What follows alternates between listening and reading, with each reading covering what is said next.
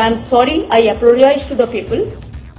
ভারতের পশ্চিমবঙ্গ রাজ্যের রাজনীতিতে তিনি হয়ে উঠেছিলেন অপরাজেয়।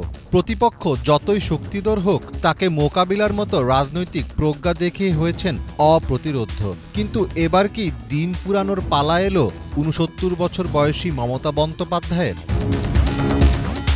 কলকাতার আরজি কর হাসপাতালে চিকিৎসককে ধর্ষণ ও হত্যার ঘটনাকে কেন্দ্র করে গত কয়েক সপ্তাহ ধরেই মমতার পদত্যাগ দাবি করে আসছিল বিরোধীরা। অবশেষে আন্দোলনের জের ধরে পদত্যাগ করতে রাজি আছেন বলে মন্তব্য করেছেন রাজ্যের মুখ্যমন্ত্রী মমতা বন্দ্যোপাধ্যায়।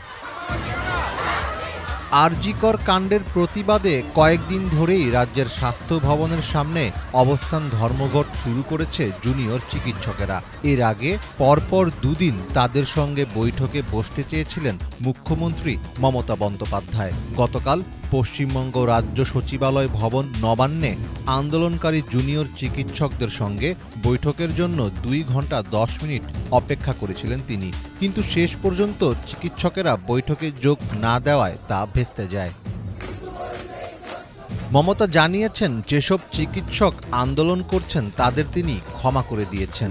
এছাড়া 3 দিন ধরে চেষ্টা করেও সমস্যা সমাধান করতে না পারায় সাধারণ মানুষের কাছে ক্ষমা চেয়েছেন তিনি। I apologize to the people of this country and the world people who are supporting them. সংবাদ সম্মেলনে মমতা বলেন, আমি বাংলার মানুষের কাছে ক্ষমা প্রার্থনা করছি। আমি চিকিৎসকদের কাজে ফিরে যাওয়ার জন্য অনুরোধ করছি। আমি জনগণের স্বার্থে পদত্যাগ করতে প্রস্তুত, কিন্তু ওরা বিচার চায় না, চেয়ার চায়। আশা করি মানুষ সেটা বুঝবে। আরজি কর হাসপাতালে চিকিৎসক ধর্ষণ ও খুনের মামলাটির শুনানি চলছে ভারতের সুপ্রিম কোর্টে। গত সোমবার মামলার শুনানিতে শীর্ষ আদালত মঙ্গলবার বিকেল 5টার মধ্যে আন্দোলনরত চিকিৎসকদের কাজে যোগ দেওয়ার নির্দেশ দিয়েছিলেন। এই সময়ের মধ্যে কাজে না ফিরলে রাজ্য সরকার চিকিৎসকদের বিরুদ্ধে ব্যবস্থা নিতে পারবে বলেও জানিয়ে দেন আদালত। কিন্তু সোমবার দুপুর থেকেই স্বাস্থ্য ভবনের সামনে অবস্থানে বসে আন্দোলনকারীরা। গত 9 আগস্ট কলকাতার আরজি কর মেডিকেল কলেজ হাসপাতালে এক নারী চিকিৎসককে ধর্ষণের পর হত্যার ঘটনায় পশ্চিমবঙ্গ সহ সারা ভারতে বিক্ষোভ শুরু হয়।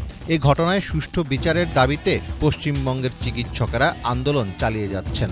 আন্দোলনে চিকিৎসকদের অংশগ্রহণের ফলে ভেঙে পড়েছে রাজ্যের স্বাস্থ্য পরিষেবা। মীর ফজলে রাব্বি, বাংলা ভিশন।